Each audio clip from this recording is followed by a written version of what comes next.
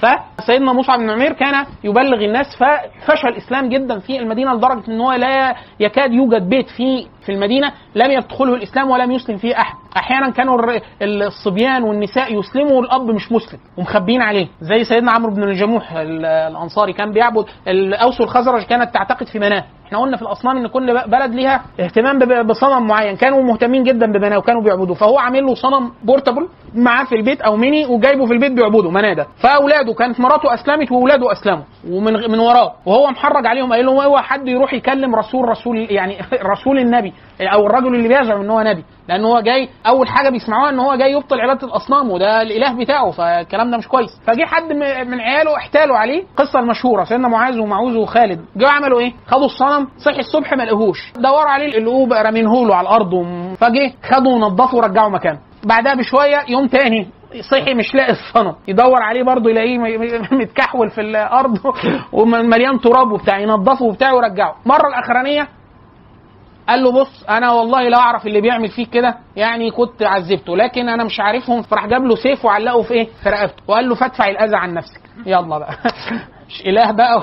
سابه صحي الصبح ما لقوش هو والسيف. ولقيه مرمي في يعني كأنه قليب او مكان بيترمي فيه الزباله والاوساخ بتاعت اهل المدينه. فبص له كده والقى بيتين شعر وقال له يعني انت لو اله ما يتعملش فيك الحركه.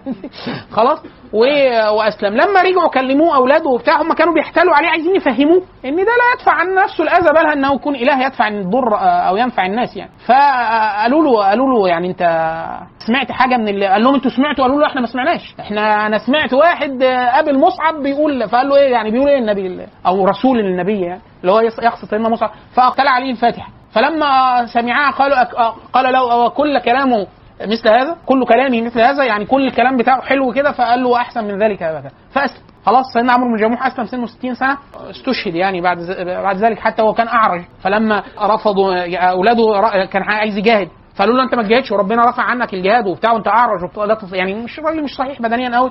فقال لهم اني اريد ان اطأ بعرجتي هذه الجنه. فلما شكوا للنبي صلى الله عليه وسلم فقال له انت عايز تعمل ايه؟ قال له عايز اجاهد. قال له طب ان الله عز وجل رفع عنك الجهاد. فقال يا رسول الله اني اريد ان اطأ بعرجتي هذه الجنه. فالنبي صلى الله عليه وسلم سمح له وقاتل واستشهد، واولاده قابلوا بلاء حسن جدا في الغزوات، وهم يعني قتلت ابو جهل، اثنين منهم في غزوه بدر.